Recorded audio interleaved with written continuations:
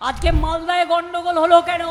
যারা গন্ডগোল করিয়েছেন আমাদের দল নয়, আমি জানি কোন রাজনৈতিক দল, এবং বিজেপিরও এতে পরিকল্পনা আছে। বিজেপি আর কংগ্রেস প্ল্যান করে, আর ওই হায়দ্রাবাদের গাধাটা আর এখানকার ভোদাটা, এরা প্ল্যান করে আপনাদের দিয়ে উস্কে দেবে, আর ছোট ছোট ছেলেরা ছুটে যাবে। তারপরে সিবিআই কিন্তু গ্রেপ্তার করবে, এনআইএ গ্রেপ্তার করবে, পুলিশ গ্রেপ্তার করবে, আপনার আমও যাবে, আপনার ছালাও যাবে। কালকে মালদায় একটা ঘটনা ঘটেছে, তাই নিয়ে সিবিআই দিয়েছে সুপ্রিম কোর্ট।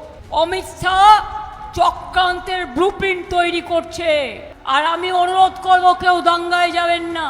কোন গদ্দারের কথা শুনে এটা বিজেপি প্ল্যান। কোর্ট যে অর্ডার দিয়েছে মেনে চলুন, মাথা গরম করবেন না। আর জুম্মাবারে আমি ইমামদেরও বলবো, ডিএমএসপিকেও বলবো, আপনারাও সবার সাথে কথা বলে নিন, যাতে কেউ কোনো উস্কানিমূলক কথা না বলে, কোনো দাঙ্গা না হয়। আমি দাঙ্গাকে সমর্থন করি না, কিন্তু পুরো স্টেটকে একটা মালদার ঘটনা দিয়ে রাজ্যকে যেটা বদনাম করা হয়েছে একটা আন্দোলনের জন্য। অমিত শাহ নিজেকে অত্যন্ত ক্ষমতাশীল মনে করে, তাই না? মাথা মোটা একটা লোক, স্বৈরাচারী। আপনার যখন নাম কার্ড ছিল, কংগ্রেস ছিল, এই হায়দ্রাবাদ থেকে আসা দালালগুলো ছিল না? এই শয়তানগুলো বিজেপির টাকায় যারা বিহারে ভোট কেটেছে, কোর্টে বিজেপিকে জিতিয়েছে, তারা ছিল। বিজেপি এই নোংরা খেলা খেলে, চিরদিন খেলে, আর ধর্মে ধর্মে ভাগ করে, ধর্মে ধর্মে বিভাজন করে, কাজ করে না। তাহলে যে কংগ্রেস বদনাম করেছে কালকে মালদায়, তাদের ক্ষমা করব না। আর এর পেছনে অমিত শাহ আছে, অমিত শাহকে ক্ষমা করব না। ক্ষমতা থাকলে সামনাসামনি লড়াই করুন, খেলা হবে। কালকে মালদায় একটা ঘটনা ঘটেছে, তাই নিয়ে সিবিআই দিয়েছে সুপ্রিম কোর্ট, এনআইএ দিয়েছে। রাজ্যের যাদের শোকজ করেছে আমার কিছু বলার নেই, কিন্তু পুরো স্টেটকে একটা মালদার ঘটনা দিয়ে রাজ্যকে যেটা বদনাম করা হয়েছে একটা আন্দোলনের জন্য। আন্দোলন করতেই পারেন, সেটা শান্তিপূর্ণ। যাদের গায়ে হাত দেবেন না, যাদের কাছে কেউ যাবেন না দয়া করে। আপনার ক্ষোভ থাকতে পারে, আপনার দুঃখ থাকতে পারে, আপনাদের অনেকের ভোটার লিস্ট থেকে নাম কেটেছে, সেই জন্য রাস্তা থেকে সুপ্রিম কোর্ট পর্যন্ত আমরা লড়াই করেছি। লড়াই করার ফলে 22 লক্ষ লোকের নাম ঢুকেছে। আরও বাদ বাকি যাদের অ্যাডজুডিকেশনে আছে তারা দরখাস্ত করুন ট্রিব্যুনালে, আমরা লয়ার দিয়ে ফাইট করব। বিজেপি জানে মুর্শিদাবাদ থাকলে ও আম পেড়ে খেতে পারবে না। বিজেপি জানে মালদা থাকলে ওর গতি হবে না।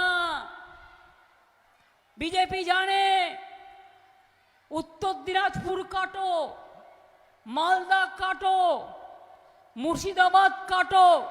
ভাবছেন শুধু আপনাদের এখানে ভোট বাদ দিয়েছে? আমার ভবানীপুর কলকাতা 40,000 ভোটারের নাম বাদ দিয়েছে। এবং এটা তো ফ্যাক্ট, উকুন বাছার মোছো। অনেক মানুষের ভোট বাদ দিয়েছে, তার মধ্যে সংখ্যালঘুদের সংখ্যা বেশি, এবং সংখ্যালঘু মা বোনদের ভোট বাদ দিয়েছে, হিন্দু মা বোনদের ভোট দিয়ে বাদ দিয়েছে। এরা মহিলা বিরোধী।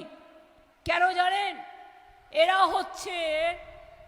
এরা ধরুন কোনো মেয়ে বিয়ে করেছে, বাপের বাড়ি ছেড়ে শ্বশুর বাড়ি গেছে, তার নামটা তার বাড়ির ঠিকানা বদল হয়েছে বলে বাদ দিয়ে দিয়েছে।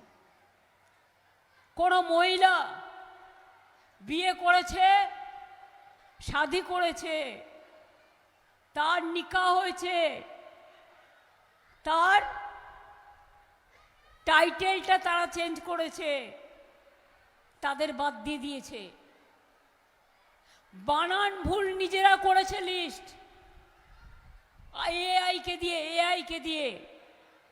মনে রাখবেন, যদি কোনোদিন দেখেন আমি দাঁড়িয়ে বক্তৃতা দিচ্ছি, আমার মতো ছবি দেখাবে, আমার কথা নকল করে দেখাবে, এগুলো রোবটের কাজ, এআই এর কাজ।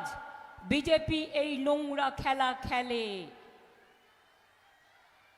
চিরদিন খেলে। আর ধর্মে ধর্মে ভাগ করে, ধর্মে ধর্মে বিভাজন করে, কাজ করে না, একটা কাজ করেনি। 15 লক্ষ টাকা করে দেবে বলেছিল, 1 টাকাও দেয়নি। 1000 টাকা করে আধার কার্ড নিল আপনাদের, 4টে করে ফটো, আর আজকে বলছে আধার কার্ড হবে না। নোটবন্দির নামে ভোটে দাঁড় করালো, আর এখন এসআইআর করে ইলেকশনের আগে সর্বনাশ করলো। ভোটবন্দি, অর্থাৎ সাধারণ মানুষ ভোট দিতে পারবে না। চারিদিকে ইডি রেড করাচ্ছে ইলেকশনের সময়, ক্যান্ডিডেট থেকে শুরু করে আমাদের আইটি এজেন্সি। কেন বাবা তুমি ইলেকশনের পরে করতে পারতে, ইলেকশনের আগে কেন? তার কারণ সব দিক দিয়ে এরা চক্রান্ত করছে। এই অমিত শাহ মোদির দল এদের যতক্ষণ সরাতে না পারবেন, শেষ করতে না পারবেন রাজনৈতিকভাবে, এরা গণতন্ত্র শেষ করে দেবে, এরা দেশ শেষ করে দেবে, এরা মানুষ শেষ করে দেবে, এরা ভোটাধিকার শেষ করে দেবে, এরা মা বোনদের অধিকার শেষ করে দেবে। বিজেপি রাজ্যে ডিম খাওয়া বন্ধ, মাছ খাওয়া বন্ধ, মাংস খাওয়া বন্ধ। দেখুন, যে যার ইচ্ছে মতো খাবেন, আমি সব ধর্মকে ভালোবাসি। যে যার ইচ্ছে মতো পড়বেন, যে যার ইচ্ছে মতো ধর্মচারণ করবেন, এটা তাদের নিজস্ব অধিকার। কিন্তু অন্য ধর্মকে অপমান করার কোনো অধিকার আমাদের কারণ নেই। কারণ আমরা রামকৃষ্ণ পরমহংসদেবের লোক, দেশের লোক, সর্বধর্ম সমন্বয়, এটাই আমাদের সংস্কৃতি। মনে রাখবেন, স্বামী বিবেকানন্দের দেশের লোক, বাবা সাহেব আম্বেদকরের দেশের লোক, মহাবীর জৈনের দেশের লোক, রাজেন্দ্র প্রসাদের দেশের লোক, মহাত্মাজির দেশের লোক, নেতাজির দেশের লোক, বিদ্যাসাগরের দেশের লোক, রামমোহনের দেশের লোক। এই মুর্শিদাবাদ অনেক ইতিহাসের সাক্ষী। এক সময় বাংলার রাজধানী ছিল পলাশী। মনে রাখবেন, গর্ব করে বলবেন, চিরকাল এটা ইতিহাস। আর আজকে সেই ইতিহাস মুছিয়ে দিয়ে, মানুষের নাম কেটে দিয়ে, গায়ের জোরে অমিত শাহ ভাবছেন ভোট করবেন। গায়ের জোরে ক্ষমতা থাকলে সামনাসামনি লড়াই করুন, খেলা হবে। ক্ষমতা থাকলে ইঞ্চিতে ইঞ্চিতে লড়াই করুন, লড়ে নেব। আজকে মালদায় গন্ডগোল হলো কেন? সবাইকে তো সরিয়ে দিয়েছেন। আমি গন্ডগোলকে সমর্থন করি না, আমি শান্তির পক্ষে। যারা গন্ডগোল করিয়েছেন আমাদের দল নয়, আমি জানি কোন রাজনৈতিক দল, এবং বিজেপিরও এতে পরিকল্পনা আছে। প্রবলেমটা কি জানেন তো? হিন্দুদের নামে কেউ বললে তারা মনে করে ওরে বাপ কত সত্যি কথা বলছে। আবার মুসলিমদের কেউ যদি উস্কায়, সে উস্কে যায়, ভাবছে কাকে কান নিয়ে পালালো, আমি দৌড়াই। আরে না না, আপনার যখন নাম কার্ড ছিল, কংগ্রেস ছিল, এই হায়দ্রাবাদ থেকে আসা দালালগুলো ছিল না, এই শয়তানগুলো বিজেপির টাকায় যারা বিহারে ভোট কেটেছে, কোর্টে বিজেপিকে জিতিয়েছে, তারা ছিল। কেউ ছিল না মানুষের পাশে, একমাত্র তৃণমূল কংগ্রেসের বিএলএরা ছিল। বিএলএ 1, বিএলএ 2 দাঁড়িয়ে থেকে লড়াই করেছে।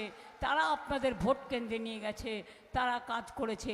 আগামী দিনও তাদের বলবো, সবার বাড়ি বাড়ি গিয়ে লিস্ট দেখে তাদের অ্যাপ্লিকেশন তারা নিজেরা জমা দিক, আপনি তার সাথে যান, কিন্তু ভেতরে যাবেন না। তার কারণ জাজেদের কাছে যাওয়ার প্রয়োজন নেই। ট্রিব্যুনালে অ্যাপ্লাই করুন।